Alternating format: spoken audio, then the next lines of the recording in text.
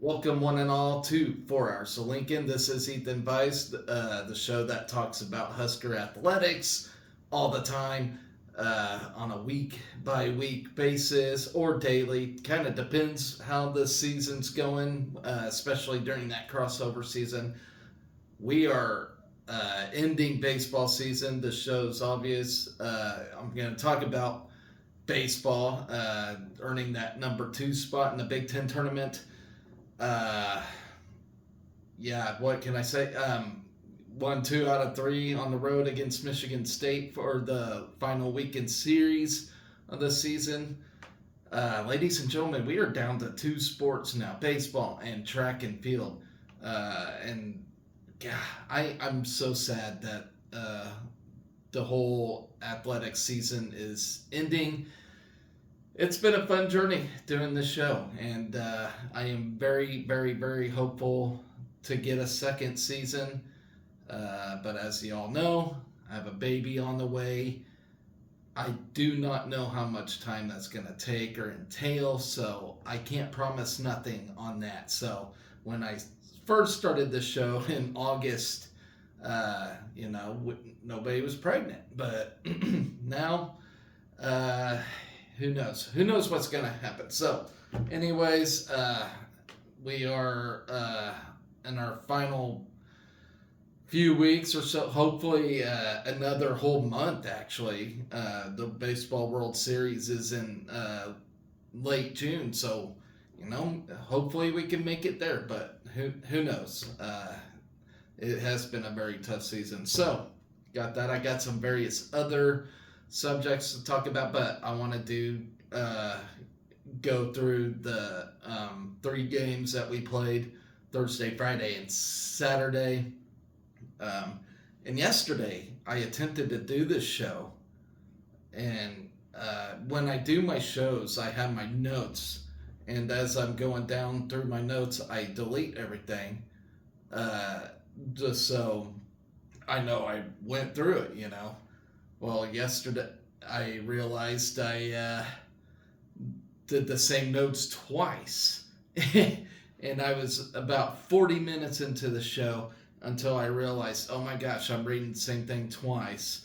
And so I had to cut everything. I had to delete everything, or I already had everything deleted. So I had to redo everything.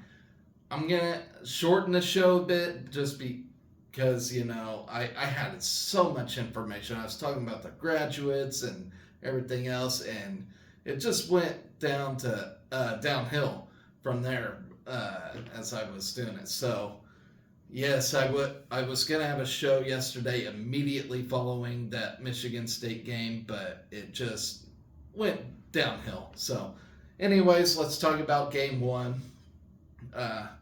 And so as y'all know, I have been criticizing pitching all year. There's been moments we've been really good, but for the most part, especially in our relief spots, pitching is not as good as what everybody wants to tell you at Nebraska. It has been terrible, especially that game 3 when we went through 8 different pitchers and still could not get past Spartans, and that's just sad, because we don't even have mediocre relief.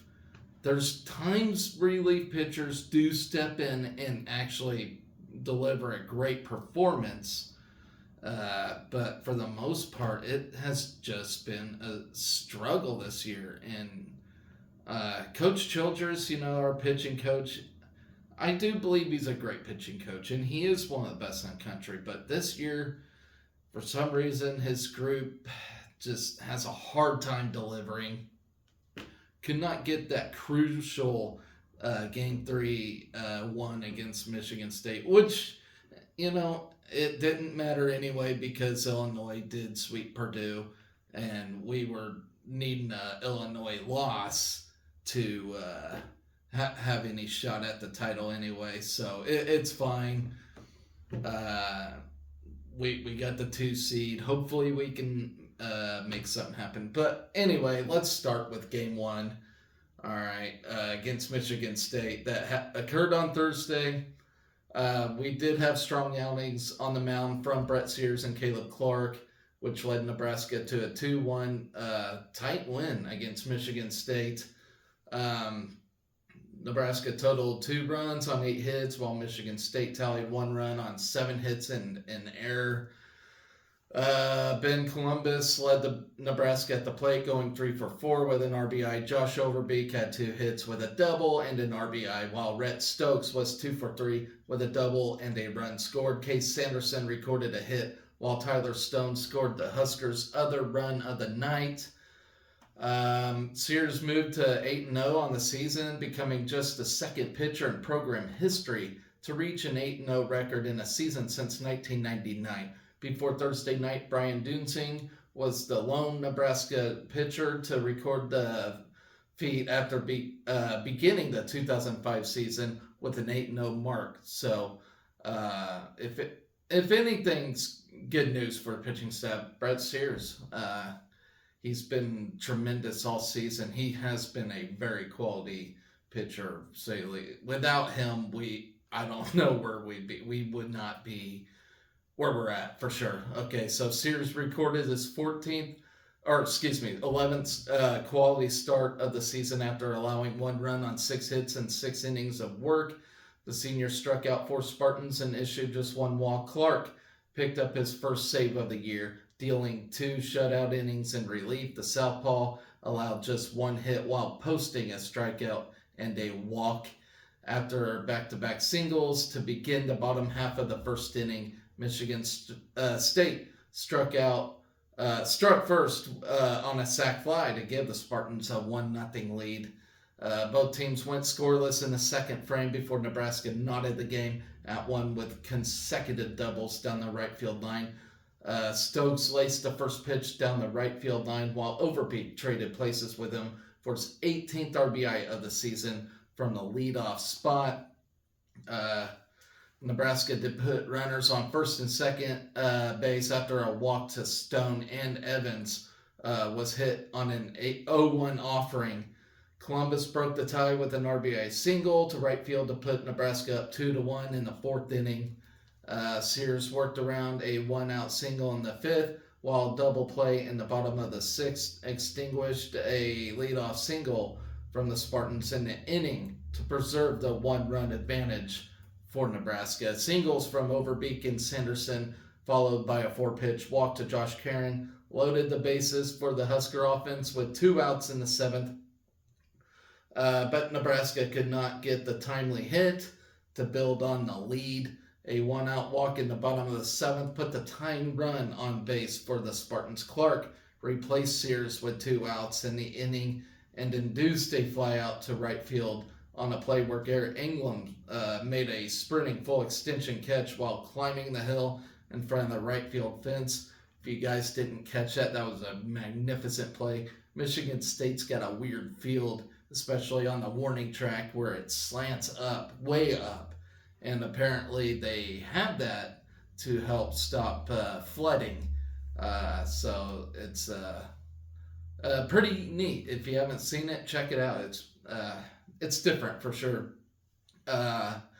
Clark surrendered a double in the 8th and a walk in the 9th, but the sophomore kept the Spartans off the board in the final 2 innings to clinch the 2-1 win for the Huskers on Thursday night. So before I get to game 2, there is a bit on Brett Sears as he's named the Dick Howser Trophy semifinalist. He's one of 68 semifinalists for that Dick Howser Trophy, awarded annually to the top college baseball player in the country in conjunction with the National Collegiate Baseball Writers Association and the St. Petersburg Chamber of Commerce. The Dick Howser Trophy, presented by the Game Headwear, given in memory of the former Florida State All-America shortstop and Major League player and manager who died of brain cancer in 1987, is regarded as baseball's most prestigious award. Criteria for consideration of the trophy include performance on the field, leadership, moral character, and courage. qualities that were exemplified by Dick Hauser's life. Sears is having a breakout 2024 season, as y'all know, 8-0. Terrific pitcher for us, for sure. He's totaled 10 quality starts and is 7-0 with a 2.11 ERA, which ranks 5th in the country. Sears leads the country with a .81 WHIP and sits 15th in hits allowed and 18th in strikeout to walk ratio.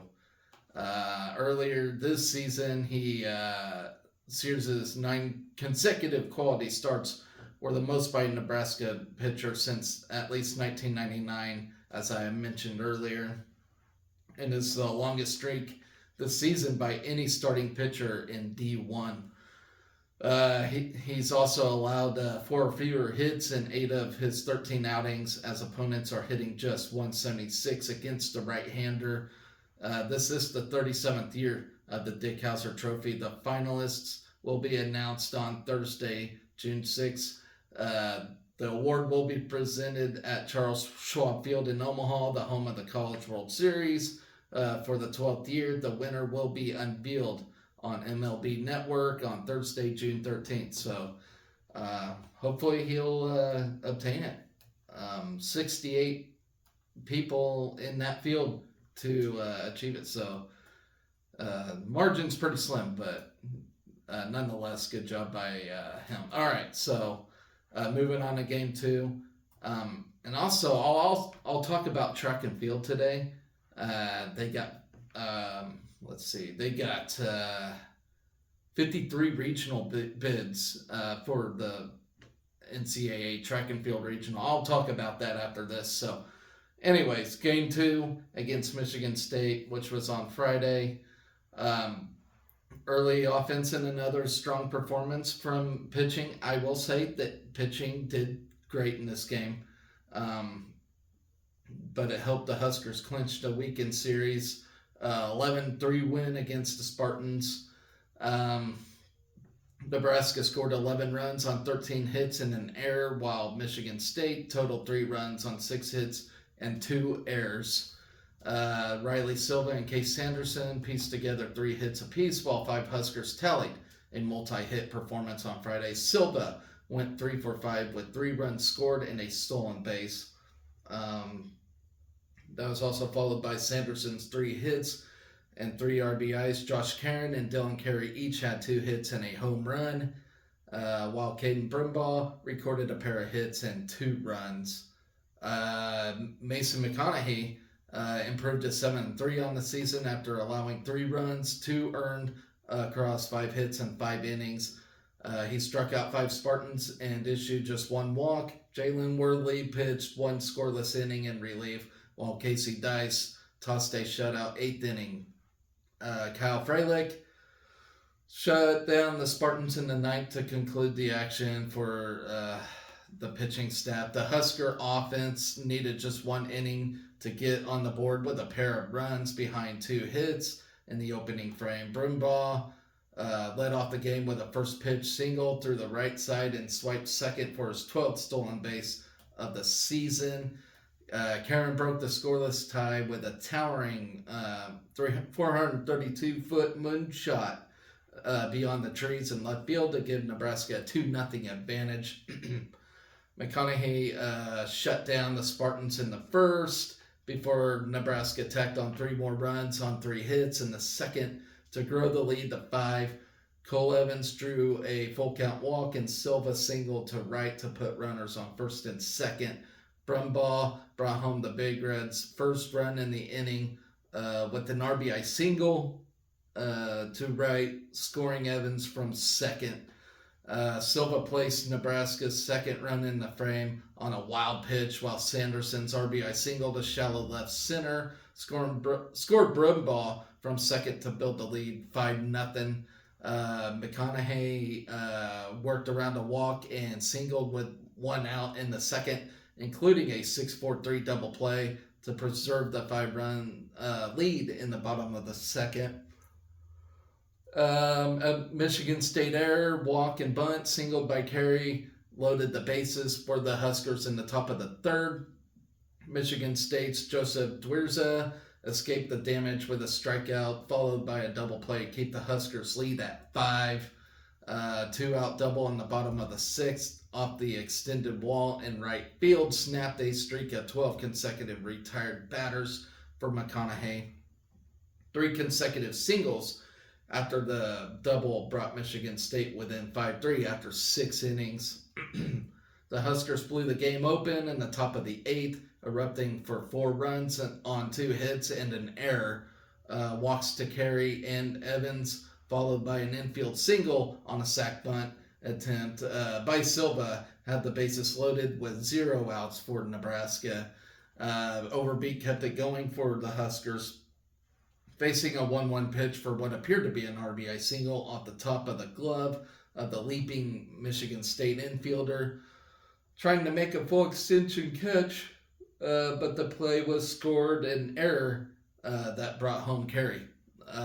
Sanderson ripped a 3-2 pitch to right for a 2 RBI single, while sac fly to center from Ben Columbus gave the Huskers a 9-3 lead in the 8th. Carey began the 9th by lifting a first pitch solo homer over the wall and left to plate Nebraska's 10th run of the night. A 1-out single and a steal of second by Silva set up Overbeek's RBI double to the hill in right field, allowing Silva to come home and stretch the lead to 11-3. All right. And then that takes us to Game 3, which was yesterday against Michigan State. It was a must-win to keep us alive for that Big Ten title. Unfortunately, we didn't get the win, but it didn't come in vain, as Illinois beat Purdue anyway to sweep them and outright claim the Big Ten title. So it didn't really matter that we lost this. Still got the 2 seed in the Big Ten tournament, so that's good news for us. The bad news is the pitching, the atrocious pitching. Our main guys like Brett Sears, we got Fralick, we got Jackson Brockett, all them guys, but our relief appearances are terrible and just outright awful. And I hate to say, I don't like to speak negatively about our pitching, but that is what's mostly costing our games. Michigan State putting 11 runs on us.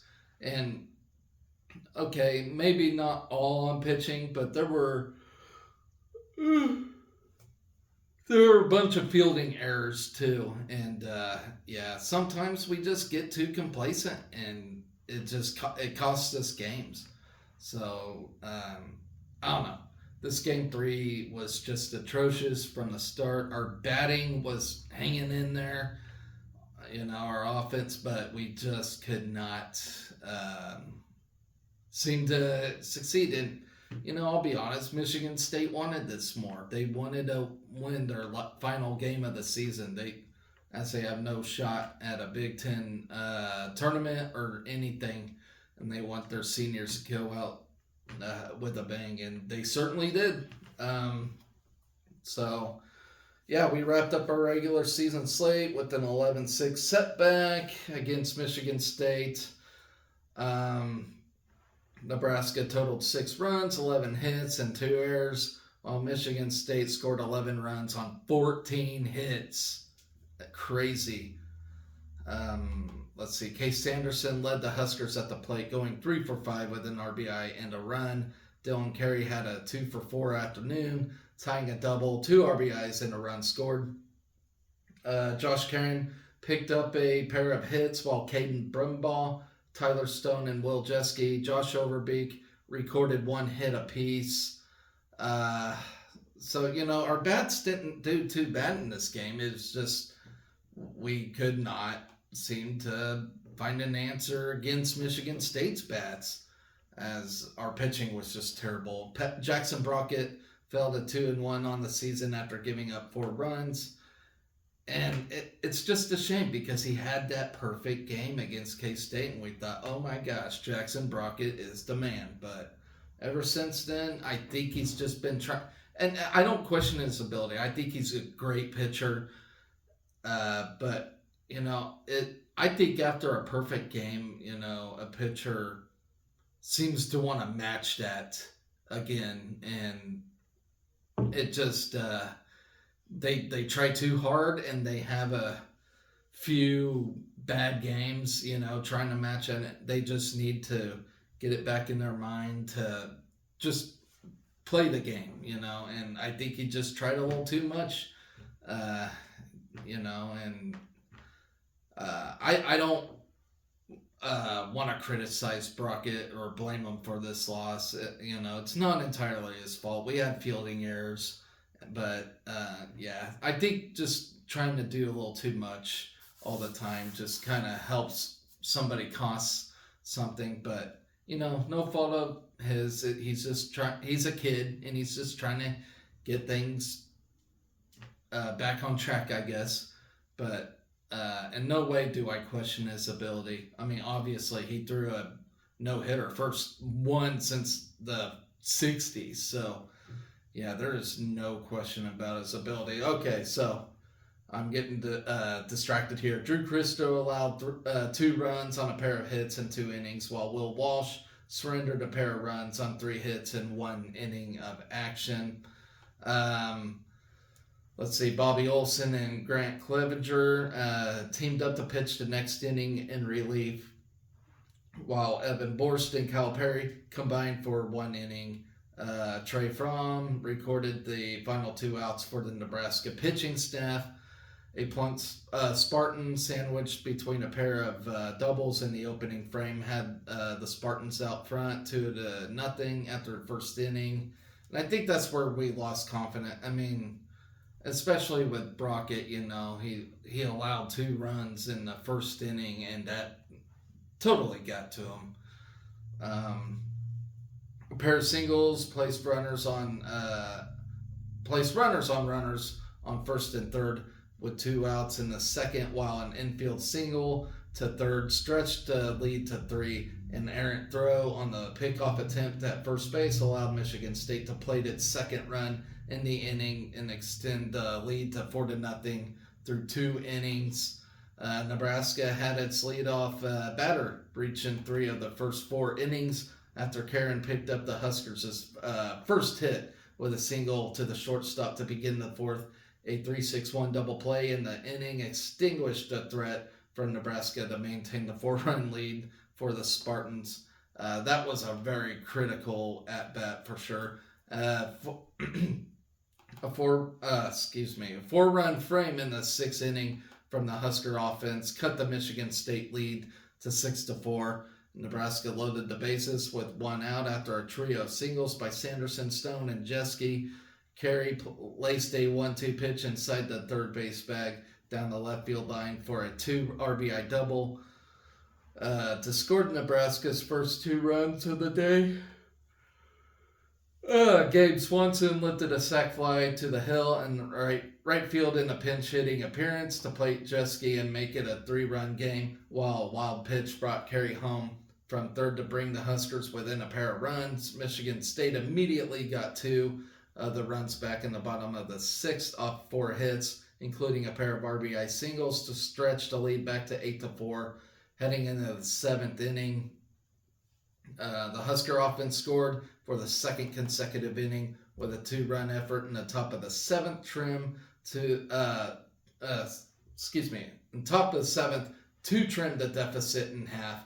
Cole Evans drew a leadoff walk, while Brumbaugh reached on a single to left to put runners on first and second with no outs.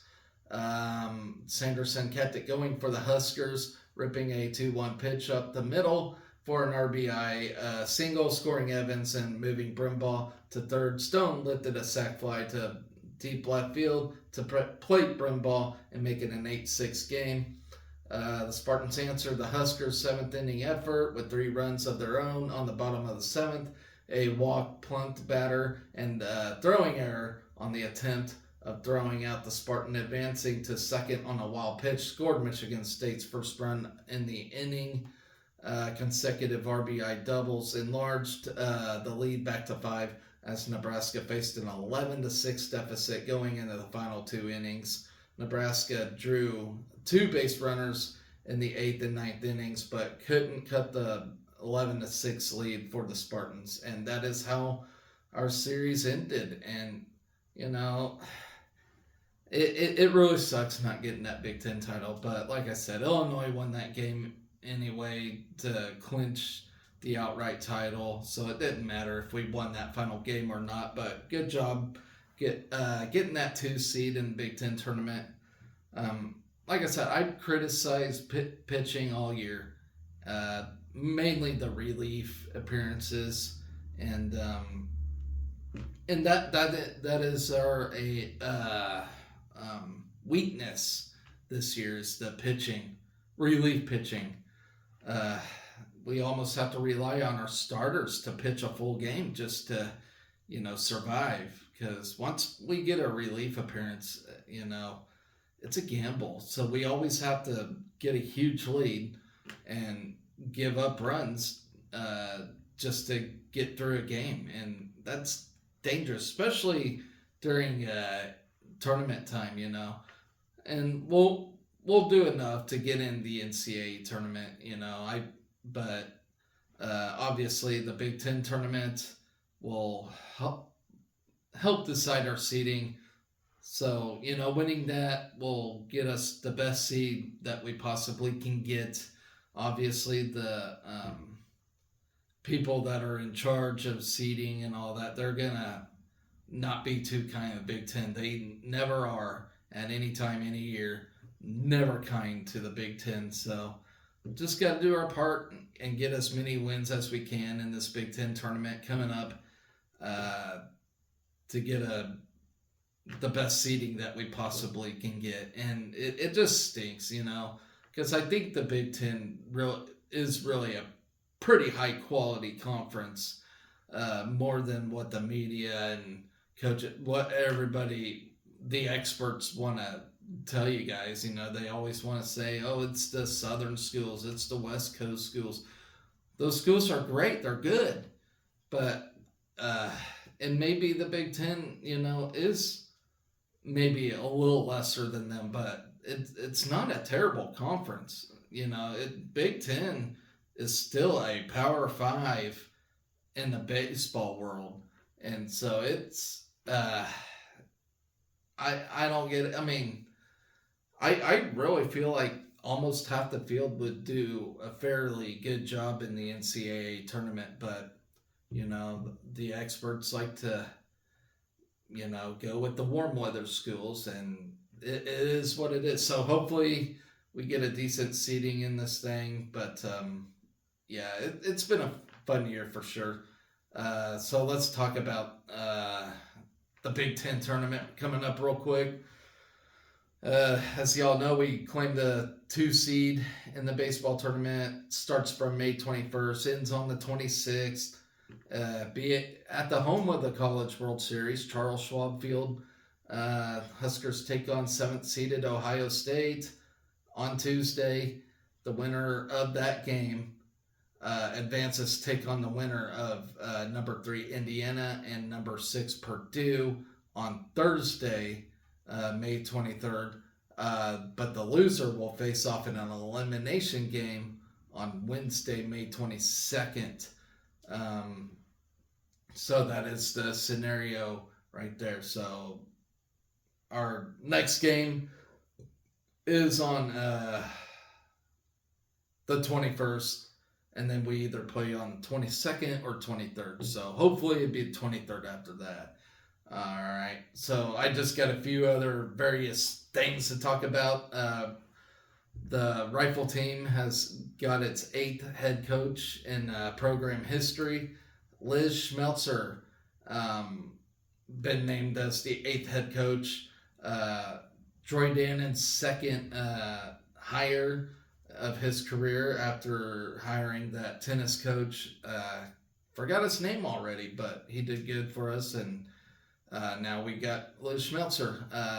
And I'd say this is a pretty good, terrific hire. She comes to Lincoln after serving as a coach for Team Winning Solutions in Colorado Springs for the past 2.5 years. In that role, she worked under two-time Olympian Lucas Koznieski, helping coach elite-level shooters to prepare them for the collegiate ranks. Schmelzer has coached athletes who have reached the finals in junior Olympic meets as well as international matches. Schmelzer was a decorated athlete during her collegiate career, helping TCU to an NCAA title in 2019 and top 3 finishes in both 2018 and 2021. TCU qualified for the NCAA championship all 4 seasons. Schmelzer was at the school, and TCU is you want to talk about a blue blood in a sport, rifle is their jam. As a senior, she qualified for the finals at the NCAA championship in both disciplines, finishing 5th in the small bore and 6th in the air rifle, while earning first-team All-America honors in small bore and second-team accolades in the air rifle and the aggregate. She ranked 6th nationally in small bore and aggregate, and 7th in the air rifle averages. Schmelzer turned in a career high of 1,187 aggregate score, which was 591 small bore, 596 air rifle at the NCAA championships. During her junior season, TCU was unable to defend its NCAA title because of COVID-19. Damn that year. But she was 5th in the NCAA in small bore average and 11th in the aggregate average, en route to a pair of All-American certificates.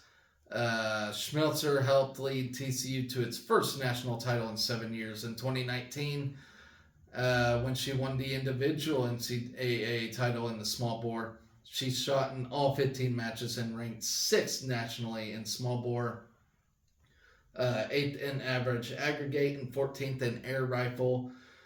As a freshman, she made an immediate impact on helping TCU to a 3rd place showing at the NCAA championships. For her efforts, Schmelzer was a second-team All-American in air rifle and claimed third-team honors in aggregate.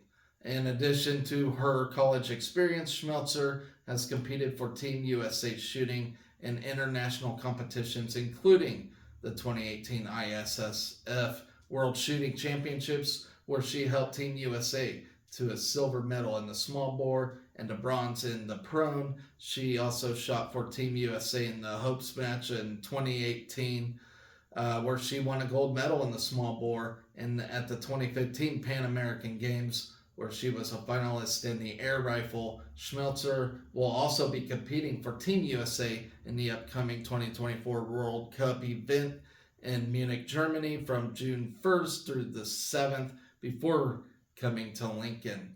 A native from Searcy, Arkansas, she earned a degree in communications from TCU in 2021. So, hey, congratulations to her. She sounds like a terrific hire, and I'm excited to see how she does with the rifle team. All right, moving on, ladies and gentlemen. I am very excited about track and field. I'm going to get to that in a minute. I'm going to save the best for last. I'm going to move on to Jack McVeigh, former Husker basketball player. He's tabbed as one of 17 players invited to Australia's Olympic training camp in preparation for the 2024 Paris Olympics this week. After a training camp in late June, Australia will play for 4 exhibition games heading into the Olympics. Australia will host China in a 2-game series from July 2nd through the 4th before traveling to Abu Dhabi for USA Basketball Showcase. Australia will play the United States on July 15th and Serbia on July 16th. Australia won the bronze medal in the Tokyo Olympics in 2021. McVeigh has been a pair of the Australian national program pool since making its debut in 2019. His most recent appearance came in the FIBA World Cup Asian qualifier in 2023, when he averaged 10 points and 2.3 rebounds per game in 3 contests. McVeigh, who played at Nebraska from 2016 to 18, has played professionally in Australia and Germany since turning pro following the 2017-18 seasons. He enjoyed an outstanding 2023-24 season with the Tasmania Jack Jumpers as they won the NBL championship.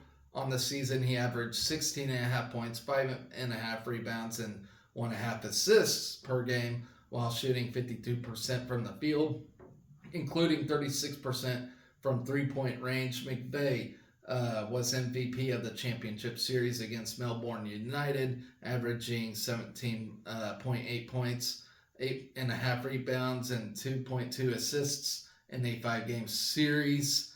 McVeigh played 3 seasons at Nebraska before returning home to begin his professional career.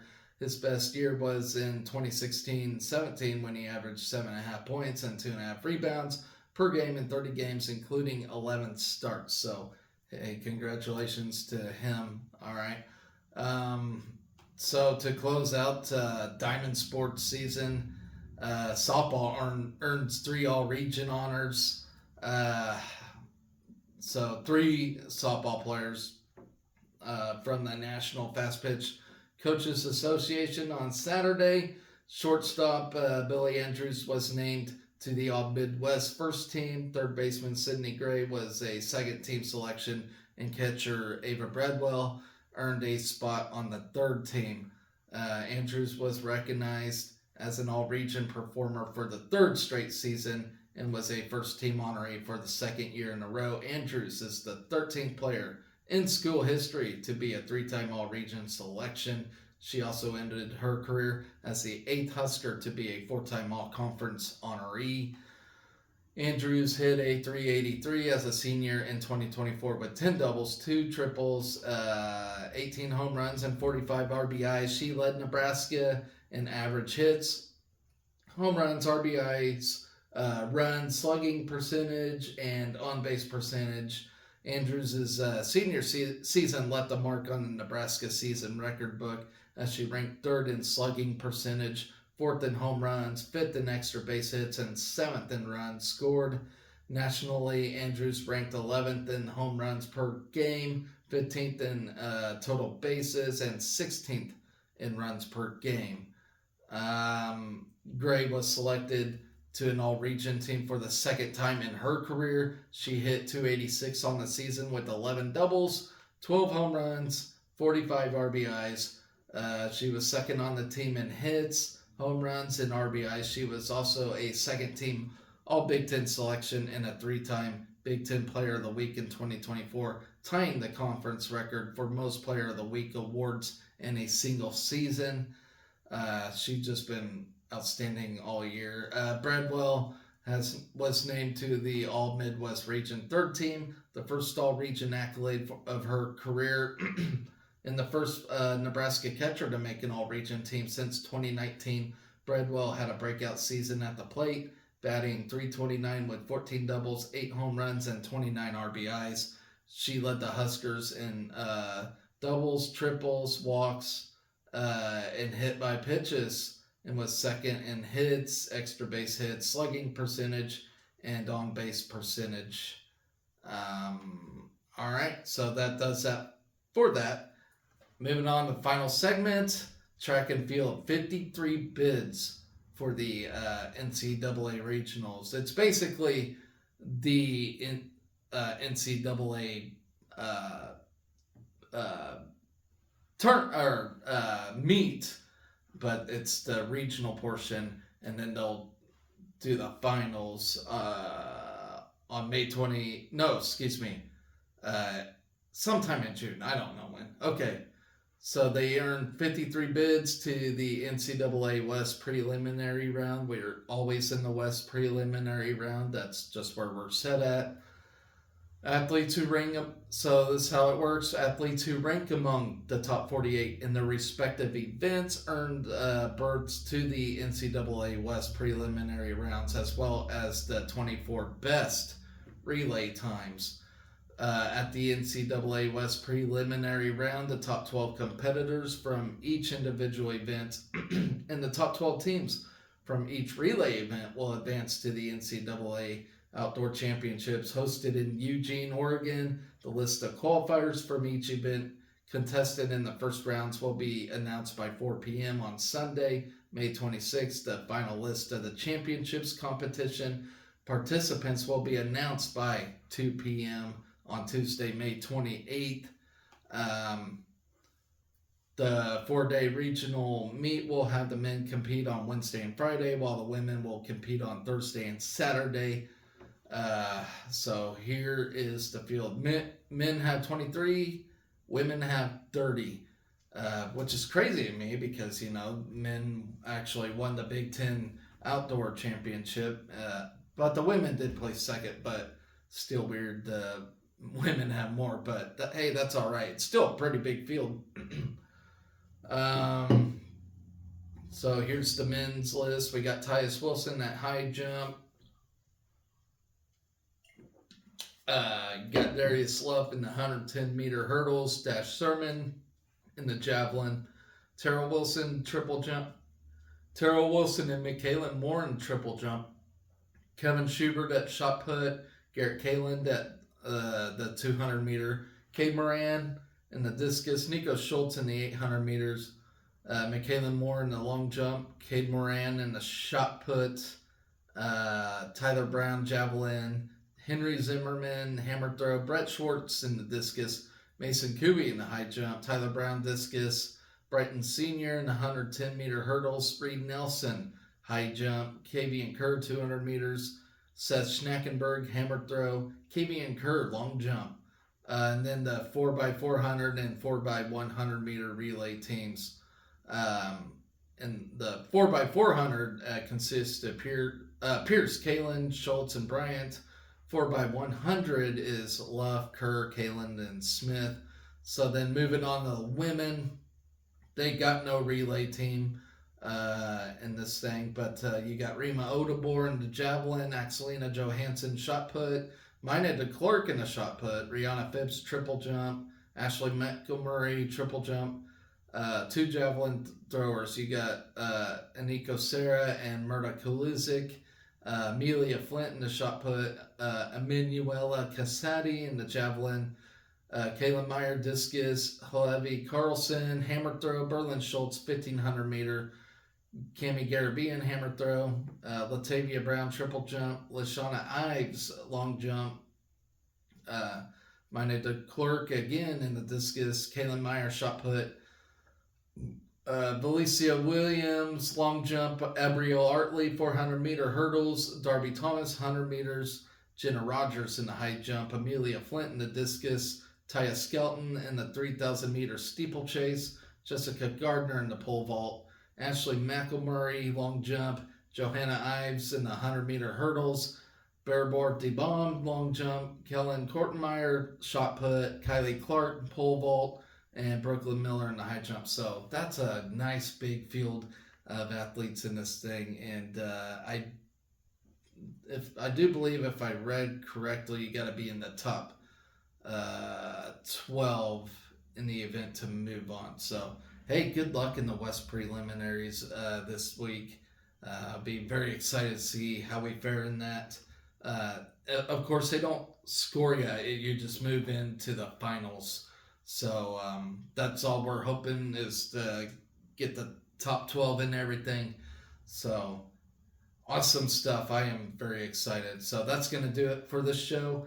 Next week, like I said, we got the track and field preliminaries and then the baseball team taking on the Big Ten tournament, basically home field. Let me make sure I do got my schedule right. Hold, please. All right.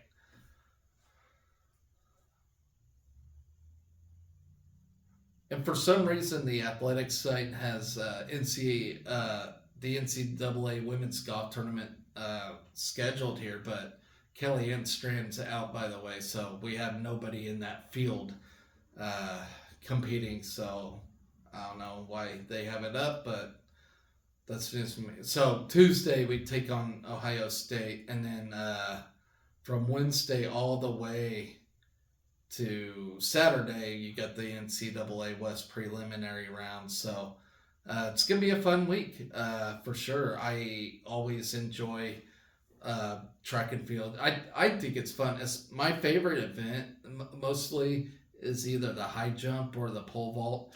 Even though the high jump is something I would have never been able to compete in because I am 5'4".